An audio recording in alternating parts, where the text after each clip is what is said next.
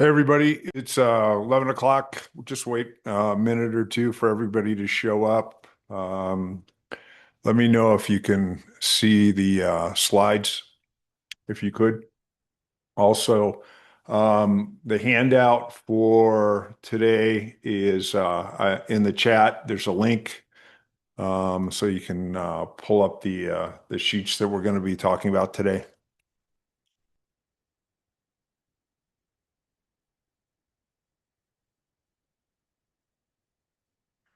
And we'll get started in I'll give it about 1 minute and then we'll go. I'm going to send out a recording of this for everybody. So um, feel free, uh, if you have questions, whatever, we'll have questions at the end. Um, but you will get a copy of this because we're going to cover a lot of ground pretty quickly. And I want to be very, very cognizant of your time. So we're going to go through this quite quickly with a Q&A at the end, and then we'll go. So,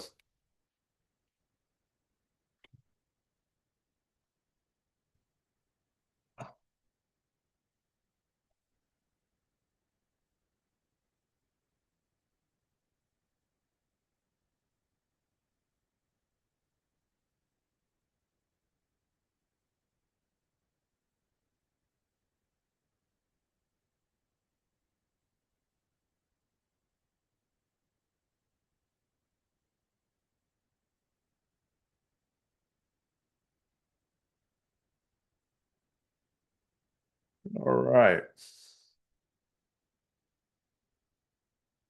Make sure I don't step on my dog who's underneath my standing table. Um, well, let's get started. Can just give me a thumbs up if you can hear me and see the slides? Perfect. Thank you. I appreciate it. So, I appreciate you taking precious time out of your day. This is going to be one of a monthly deal that I'm going to be doing. I'll probably be doing sort of mid-month, the workshop, different topic every month. So if this is of interest, keep an eye out for notifications for the next one, which will be on June 17th. So, but let's get started. Um, every person in this room arrived today probably with a very full calendar, and most of them did not build it themselves. Your clients built it, your inbox built it, urgency built it, the loudest deal in your pipeline built it. The premise of everything that we're going to cover today is that busyness is not an output, it's a symptom. Um, your current schedule, and I just want to, this is one of the biggest things that we're going to talk about, is the single most accurate measure of who controls your business. And for a lot of you right now, most of you are not in control. And hopefully we'll make that change today.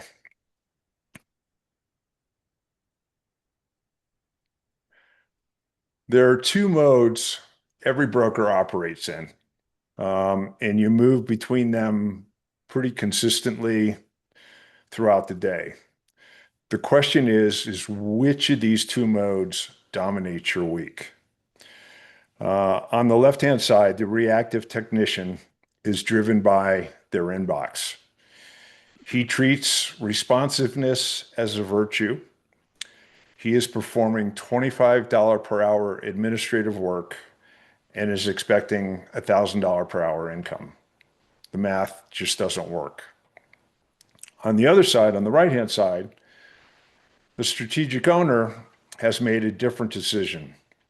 He has decided that his time is a finite, high yield, high value asset.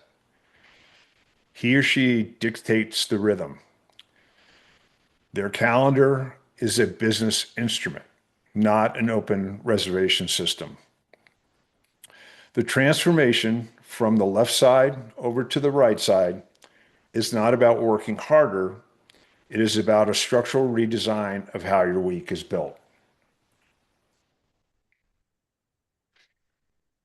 This signals premium value through scarcity to your prospects and clients. And this is a critical concept. Strategic detachment is not aloofness, it's how you position yourself in the market to become probably a market authority in most cases. And this is a big theme throughout all my coaching. The idea of the reactive tax. Um, I want to put a financial number on what the reactive behavior actually cost you. Making your calendar somebody else's calendar. Because most brokers treat it as a social obligation, not as a financial decision. The reactive tax is every time an external demand hijacks your focus, so a client text, a Slack message, an email, a phone call, you are paying a hidden levy on your cognitive output. This fragmentation cost, every time you jump from a high leverage activity to a low value one, you destroy your effective hourly rate. Not just for that task, for the rest of the block. 20 minutes, and this is an important number. This is the cognitive recovery cost from sending a single 30-second email reply, phone call, whatever. And it costs a typical broker, if your goal is to be a, say, $1 million broker, your goal is to be $1 million, that 20 minutes of lost time works out to be about $166.67 per those 20 minutes. In the period of 10 hours during the week, the average broker is losing these 10 hours to operational friction and non-revenue activity. Okay. And when that happens every week, 10 hours, and you take three times hours at 10 hours at $166.67 an hour, that's about $5,000 per week. It is a big, big revenue loss. And so today we're not going to be talking about time management tips. We're going to be talking about this structural revenue leak. I'll let you get you take a look at this. And this is something I do with all my clients. It's one of the first thing I do with my clients, this diagnostic, and that's in the chat box. That link is the tool that I use with my clients, and I have them actually track their time for 2 weeks to see where that time is leaking. So, and these are the 5 categories, as you'll see in the handout, that I want them to track throughout those 2 weeks before your time of your time. So before you can fix your calendar, you need a diagnostic framework, and this is it. Every task in your week falls into one of these 5 categories: marketing, sales, delivery, administrative, and personal. Okay. 2 of them generate gross commissions, marketing and sales. Delivery doesn't generate, but it protects it. Administrative, you're losing it from the reactive tax. And obviously, you're not making any here on the personal side either. So, marketing, sales, prospecting calls, negotiating LOIs, your newsletter. This is what your income depends upon. Okay. And when I work with a lot of clients, there's a pretty finite distinction between marketing and sales, but I don't want to go into that here. But we make a big distinction between that. Delivery, you have to do it. It's really, really important, but it doesn't generate any new income. If you're doing Argus models, LOIs, due diligence, necessary, but definitely not a rainmaking type of activity. Um, Administrative, you're losing, you're losing gross commission. And typical things is, email, CRM updates, or file organizations, marketing, editing photos. Every time you spent is an hour that you're not spending up here in these two marketing and sales lanes. Okay. So the bottom line is if you're spending 40% more of your time in the lane, you've put a mathematical cap in your income. That is not an opinion, it's arithmetic.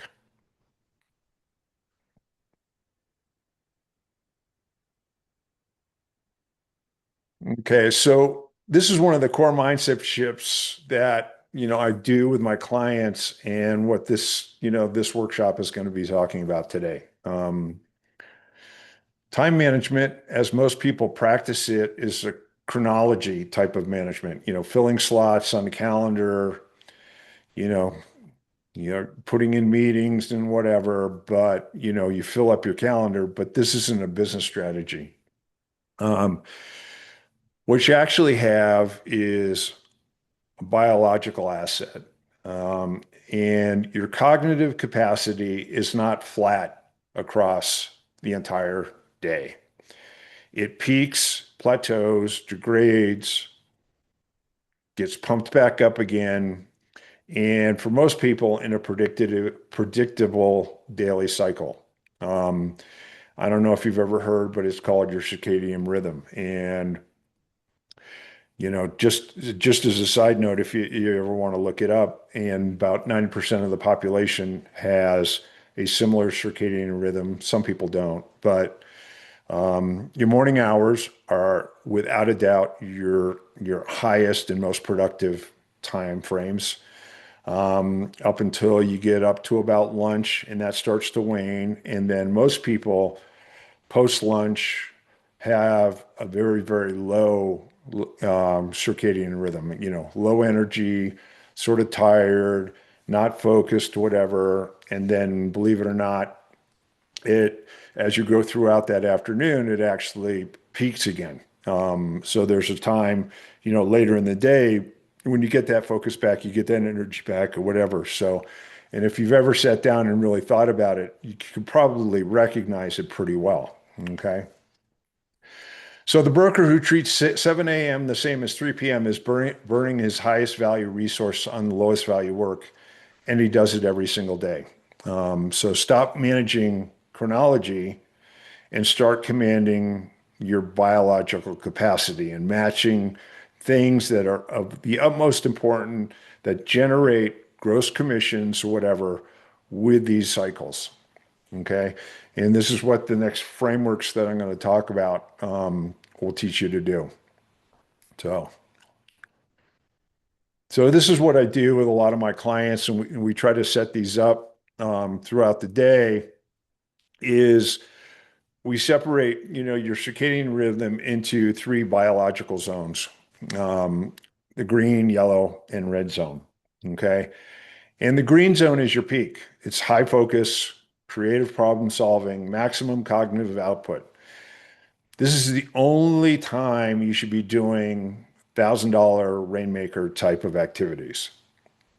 You know, institutional outreach, complex negotiations, sales calls, presentations, strategic thinking. Those are the types of things that you want to be doing in this green zone. Okay. The yellow zone, we try to reserve for operational execution, delivery kinds of things. In this zone, you typically have, good energy, you have good interaction and process tasks, things, but we want to try to, combine, property tours and team meetings and pipeline reviews and those types of things into this yellow zone during the day. Okay. You still have some great focus. The energy is probably high, but it's not like it was in the green zone. Okay. And the lastly is the red zone.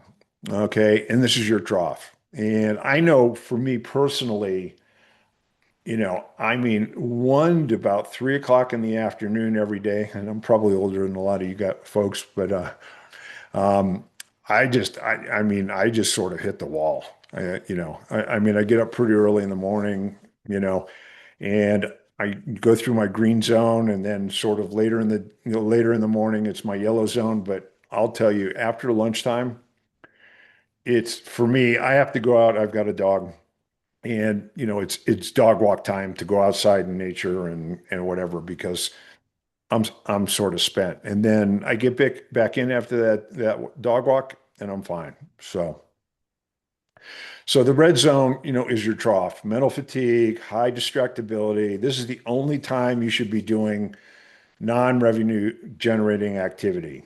Things like expense reports and data entry and, doing your email, whatever. So the bottom line of this slide is important. Executing complex underwriting in a red zone guarantees graded output, not maybe guarantees. And you're not going to be efficient, productive, or whatever when you try to do these things when you know you're in a red zone. So, all right, we'll get in. $1,000 per hour deep work versus $25 per hour shallow work. Okay. And I didn't talk about that, but we can get those slides. Let me, so we talked a little bit about the numbers, but just as a side note, when I talk about, $1,000 per hour work or $25 per hour work, this is how I come up with the numbers, just so you understand this. If your goal is to do $1 million per year in gross commissions, we take roughly 2,000 hours of a working year, which is a 40-hour work week time, a 50-hour week because you got vacation or whatever. And that's roughly, you take those two and multiply them together, that's roughly 2,000 hours per year. Okay. You divide $1 million by 2,000, that becomes a $500 per hour number. 2 million is 1,000. And then, working your way down, down to 500,000, then it's $250 per hour work. And that's, your green zone kind of work. That's sort of the cost of that hour in terms of revenue generation. And that's what you should be matching your work against. So, because, in the long run, you can hire out the lower work like the 25 shower work, $25 per hour shower work here. So, okay. Okay. So calling sprints, investment, lease abstracts. This is the work that directly produces or captures GCI. And this is the work you want to be doing here. Okay. CRM updates, expense reporting, tour scheduling, all this administrative type of stuff, is $25 per hour work. Okay. And you want to focus on filling your day in your green zones with this type of work. Now, one of the overall arching things that I try to do with my coaching clients is going back to sort of the five categories that I showed you earlier, is that what we try to do over a coaching engagement is, once we identify how that individual is spending his time, but eventually, and this is the only way to be able to get through those ceilings that you hit in terms of gross commissions, is okay, personal time, important, but making sure that you don't, you minimize the amount of personal time that you have during business working hours because, this is a relationship. And then the administrative stuff is stuff that we try to get off the client's plate as much as we possibly can. Then from there, we work up, as we're working and we're growing and we're getting back more hours, is trying to delegate and leverage the delivery. So the delivery time shrinks over time. And a great example of that is I had a client, a capital market group that did apartments team. And one of the things that we did was they were spending a lot of time giving tours for properties that they had that they were selling, and they would schedule individual tours. And what we did was we combined the tours into a single date and told everybody who was interested, show up. Here's the time you get the tour of the property. And they were doing it about when I started working with them, they were doing about 3 million in gross commissions a year, and we got up to five, and that was one of the biggest changes because they were doing 10, 12, 14 different tours and at a distance from their office. And so it took up a lot of time. And once they did that, I mean, the amount of time they saved was absolutely incredible. So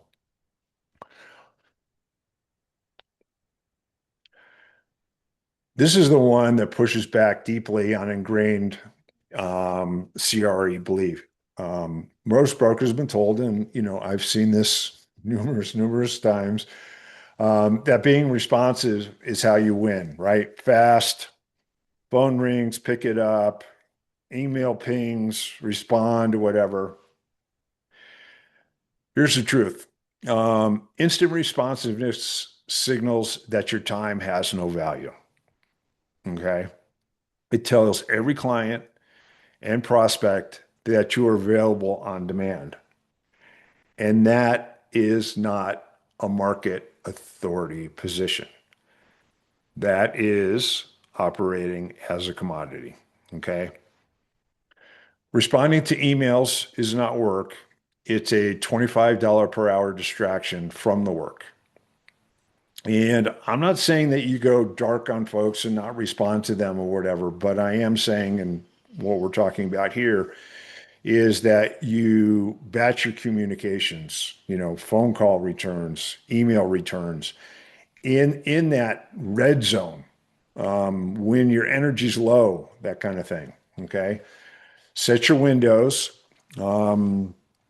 That same client that I talked about earlier, one of the managing partners of that team was spending, she said, about 4 hours a day in email. And one of the first things that we did after we, diagnosed and whatever, we took her email and handed it to her assistant. And her assistant, and this was a couple of years ago before AI started triaging inboxes, but we had her assistant triage her inbox, and her email time spent per day went from about 4 hours down to about 20 minutes per day. So it was amazing the amount of time she's saved per week and what she could then focus on because she was the rainmaking partner. And it was really important for her to be able to focus her time on, in the green zones on developing business. Okay. Delegate your inbox. Use AI. As I mentioned, you can use AI to triage your email now, and it works tremendously well. I do it. I don't get a lot of email, but it's saves time. But it's really important to create structural scarcity around your attention. The brokers that I've worked with who have done this are perceived as more organized, more professional, not less accessible. They feel like they're a little bit more eye to eye with their clients than sort of an subservient sort of commodity type broker. And it makes a world of difference in terms of winning business eventually downstream also. Okay, so this is one of the things I work on with my clients. We call it the Vault Protocol. And this is how you guard typically the first thing in the morning. The green zone time that you have is um, you, you create about a 90 to 180 minute recurring block on your calendar, in your green zone. And if you don't know what your green zone is, you should, really look back at your day and figure out when you had those, those good moments and low moments kind of thing. Um, and schedule it into your calendar every single week, at least, 3, 4, 5 times a day. Um, you have to go total digital blackout during this block. Airplane mode on, email closed, no Slack stuff open. I know I had clients that used to, they would have a flag in their cubicle and they would like mount the flag up that they weren't to be disturbed by anybody in their cubicle. And that also worked really, really well. Okay. So um, there's only one time that, depending upon the client, this is differs from client to client, and we call it the value firewall. And there's only one time when you can actually, pierce that vault, and that is uh, you cannot be breached unless a sales opportunity, and I'm using anything less than $50,000 in commission value, depending upon where you are. It may be 25 or 35 or $45,000 in commission value. But if somebody calls or emails, that's the only reason, and it's sales.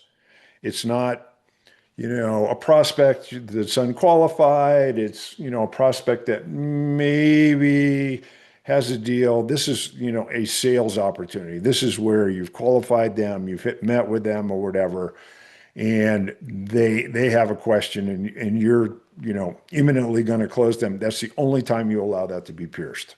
So, and the 50,000 is not an arbitrary number. A lot of my clients that I work with are trying to get to that $1 million or higher number. So, $50,000 commission is, sort of the averages that they need to hit to be able to get those numbers. So,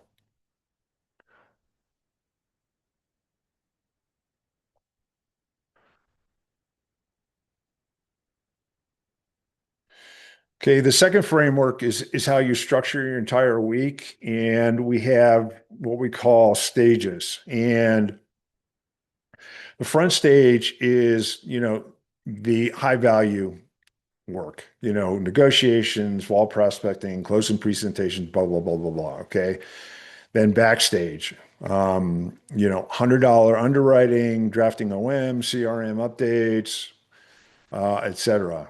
And then off stage is recovery, rituals, shutdown. We have, protocols that we work on, especially shutdown rituals is really important that we'll talk about in a little bit. But um, these we use these to schedule your week, and I'll show you how that goes here in a second. But what we want to make sure is that we don't want to mix front stage, backstage, off stage in blocks that we've created during our week, because then we'll be paying the reactive tax, and you lose 20 minutes and whatnot. So we want to try to theme out our week, and we'll talk about that in just a little bit, but try to make your days as efficient as possible. So,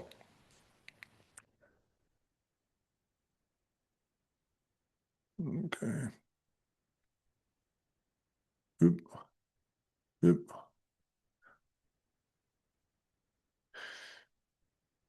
Okay, so talking about this, mixing front stage and backstage activities, to different cognitive states, and you're going to get this 20 minutes of lost cognitive recovery time. And, if you're working on, negotiating an LOI or, putting together an LOI or response to a negotiation, and if take a phone call, whatever, you know what it's like to try to restart that time. And it just creates a lot of friction, especially if it's something like, you know, a 15-second question that you could have gotten to much later in the day during one of your red zones. So we want to do that. So here we talk about, putting together your ideal week template, theming your days by what's the predominant thing that you want to be doing. And, an example of this is, you know, doing backstage on Monday, getting caught up, getting things out the door, whatever. Front stage, prospecting, site tours, whatever. I have clients that, are religiously only scheduling site tours and what on Tuesdays and Wednesdays of every week. They guard the rest of the week and will not do, site tours and that type of thing, other than on those days. And they force clients and prospects into those days, because it's most efficient for them. So, okay. And then, Friday, again, backstage, doing, cleaning things up, getting yourself cleaned up or whatever, and getting, yourself caught up for the end of the week and being able to go into the weekend without 100 things hanging over your head.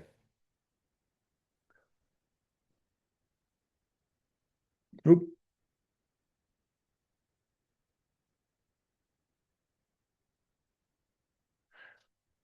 Okay. Here's what happens if you build the framework, but you don't defend it. Okay. You get the market hijack, you know, you get the erosion in your cognitive capacity, and lacking boundaries forces you back into that reactive calendar management, degrading your peak output. And you want to get into, utilizing a Friday shutdown, a ritual, whatever.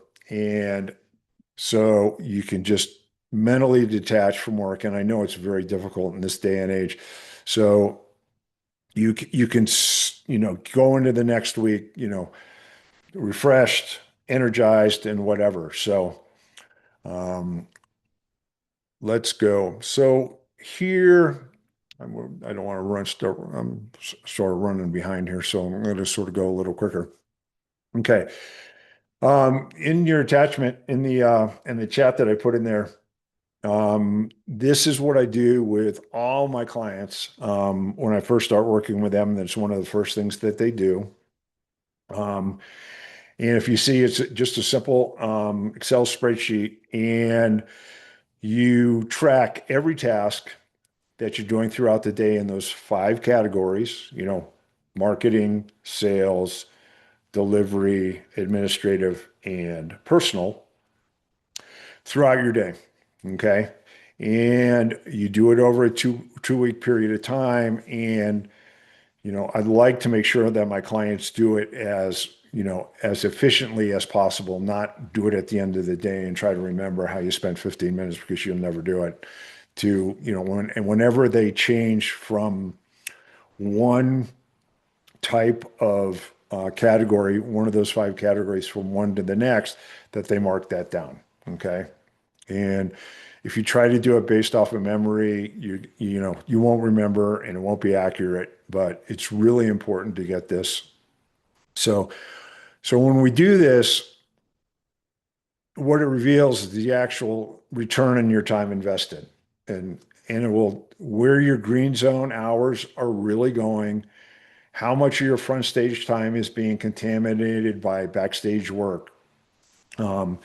And typically what we'll expose is about 10 to 15 hours of leak time, going to things, from what we call context switching from, 15-minute of administrative to 15-minute of marketing to then 15 minutes of sales or whatever, you're losing all that time in between. So we want to try to get that down. Now, the interesting thing is, I took a look at the last six clients that I brought in, and most of them were sort of into the 600 to 800,000 gross commission range. And I had them go through this. And when they came in, when we first started working together, they typically said, "Oh yeah, I work, I'm not super, I'm not, going crazy hours wise, but I work, 40, 50, 55 hours a week or whatever." The interesting thing is all six of these clients, when they went through and did this time audit, the actual not non-personal time of the four categories, marketing, sales, delivery, and administrative work, which was sort of ironic, was 26 hours a week. They thought they were working 40, 50 hours a week. In actuality, they were doing all their work in about 26 hours per week. So just going through and doing this and understanding that is one of the first breakthroughs that you have, because you just don't understand how you leak time doing these things. So really important. Okay. So why is this important? Okay. Clients buy the system, not the schedule. Okay. Your calendar built around your client's demands is a job. Okay. And then you become an employee of your clients. Um, a calendar of design intent is a business.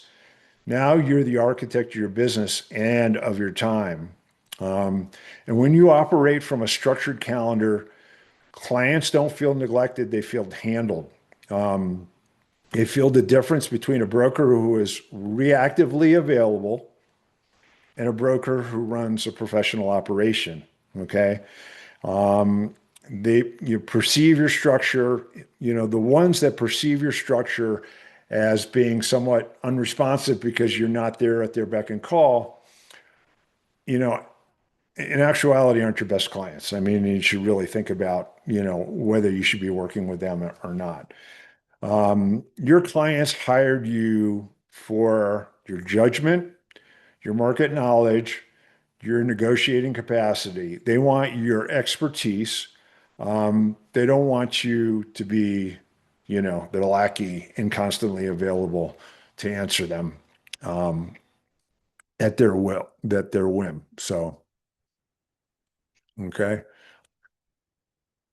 So, okay, this is sort of the before and after that we try to accomplish with my clients. Okay.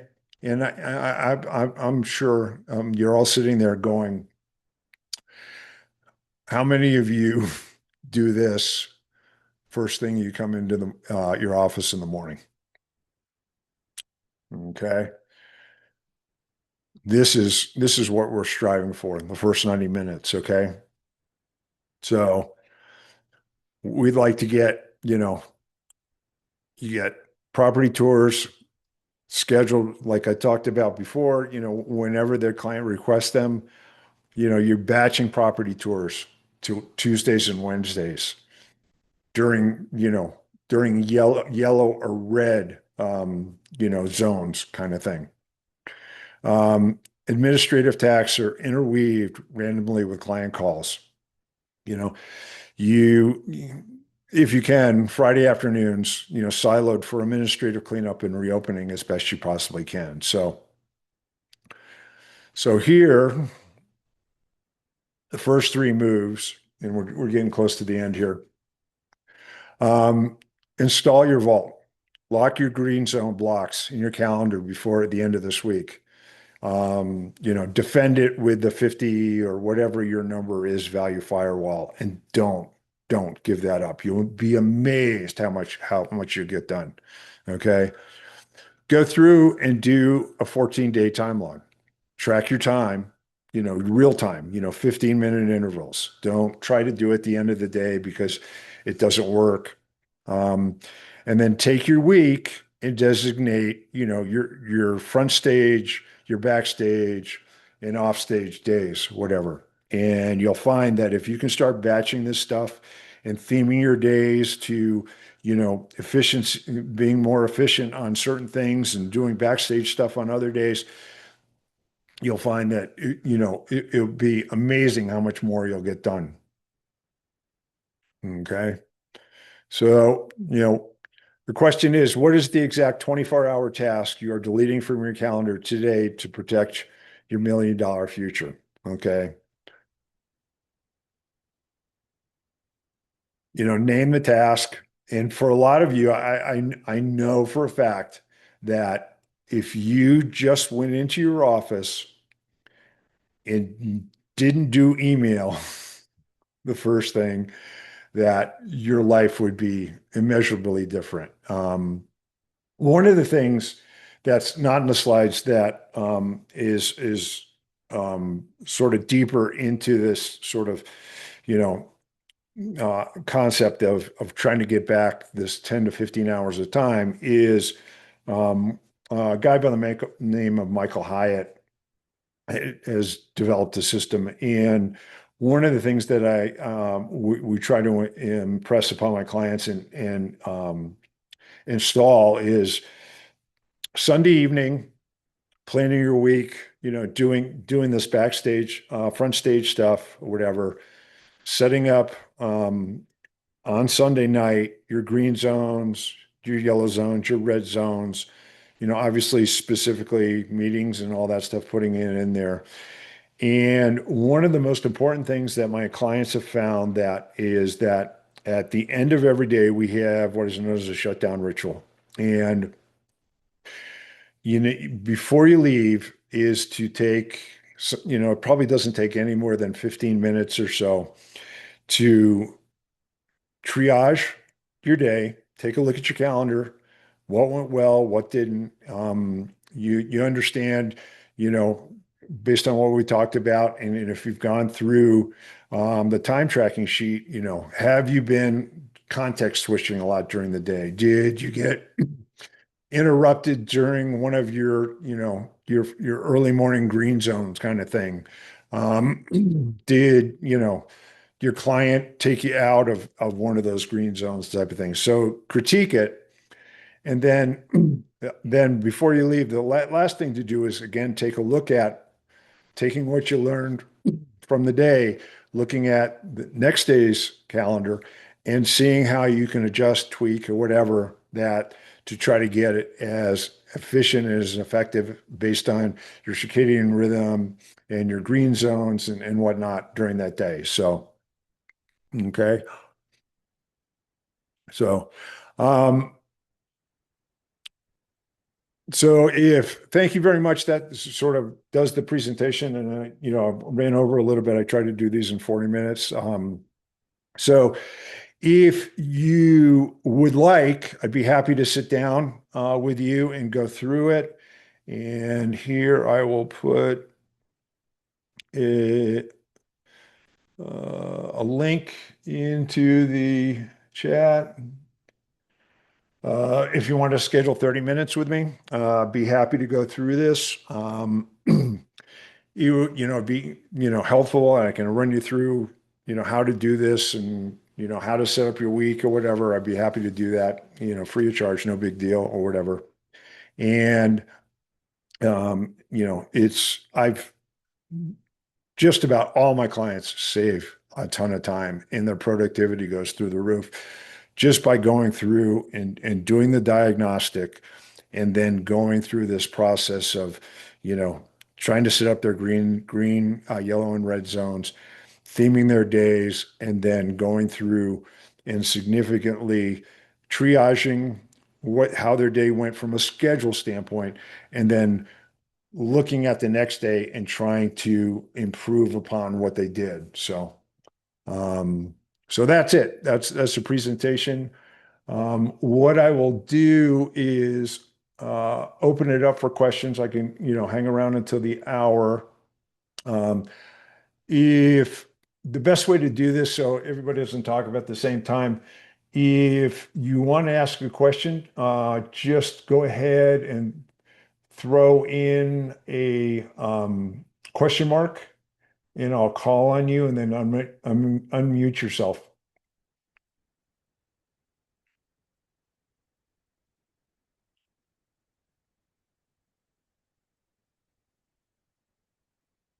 Any questions?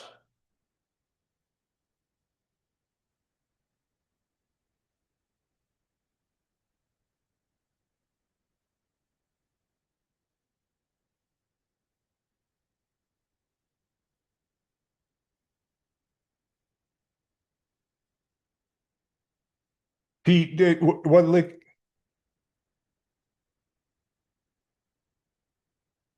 The link are you looking for? The link is up above the playbook. I call it the productivity playbook up above here. That's for the diagnostic, and then to schedule time with. Oh, here's the calendar link. I forgot to hit send. Sorry. Is that what you're looking for? The calendar link.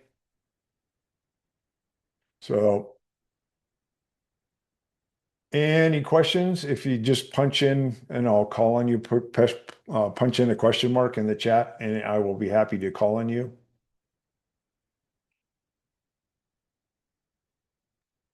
I'll hang around. So, or if you want, just go ahead and unmute yourself. I mean, a lot of people are dropped off. Feel free to unmute yourself if you want to ask a question, if that's easier for you. Yeah, I have a question, Jeff, to Mark. Yeah, go ahead, Mark. Yeah, where is that? I was looking for the workshop playbook. What is it up top of the Yeah, here, let me copy it in let me just copy it in here again. Let me get up to the top of my notes. I got a link in here. And it's a link that says, productivity playbook. Okay. Copy, and then all right. Did you see that in the chat? Yeah. Okay.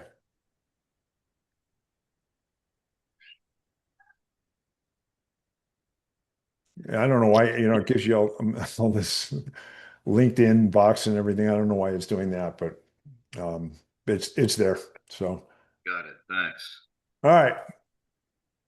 So, Jeff, are you saying like so for some of your clients, like on the green zone stuff, are they only like prospecting like once a week, or was that just kind of like an No, example? I mean, we try to commit, you know, at least 3 to 4 days per week. But there are different types of green zone activities, and we separate marketing and sales into sort of two different buckets. But um, we find, I mean, for example, I mean, if you've got a cold call and you've got a campaign going and you've got a bunch of calls scheduled with folks or whatever, I think you probably have seen that, first thing in the morning is probably the best time to do that type of stuff, right?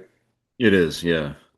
So, we try to schedule as much time as we possibly can for that, obviously.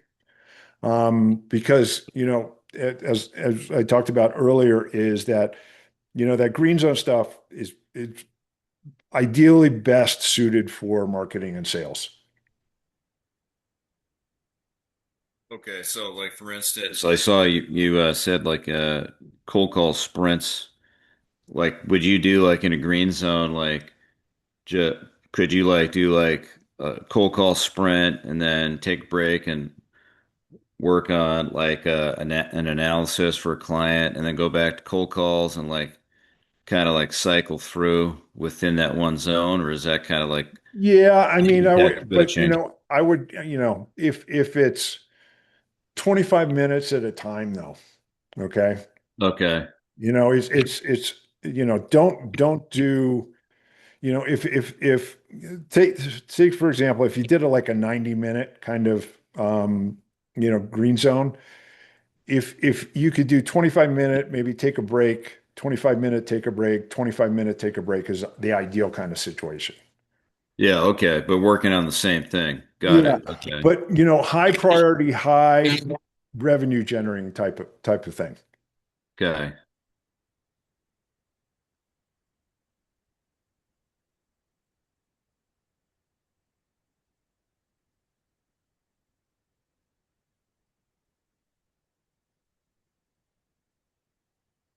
That answer your question? It did. Yeah, thanks. Yeah. Yeah. Thank you. Any other questions?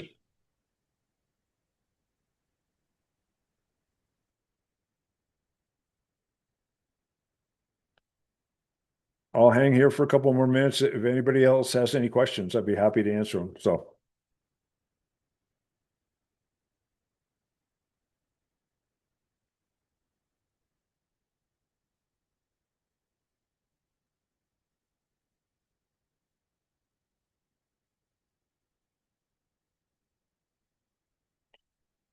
Pete, you're welcome.